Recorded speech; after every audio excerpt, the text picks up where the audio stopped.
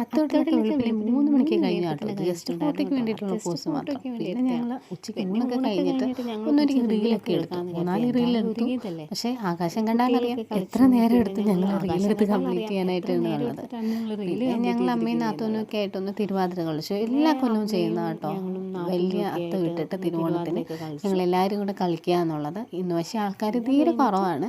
അവരൊക്കെ എത്തിച്ചേർന്നുകൊണ്ടിരിക്കുന്നതേ ഉള്ളൂ. പിന്നെ നാളെ ബാക്കി ചെയ്യാമെന്ന് വിചാരിക്കുന്നു. പിന്നെ ഇതിന് ശേഷം ഞങ്ങളൊരു കസേര കളിയൊക്കെ കളിച്ചു. പിള്ളേരും ഞങ്ങളും എല്ലാവരും കൂടെ കളിച്ചു. അത് കഴിഞ്ഞിട്ട് എല്ലാവരും അങ്ങോട്ടും ഇങ്ങോട്ടൊക്കെ പോയിട്ടുണ്ട്.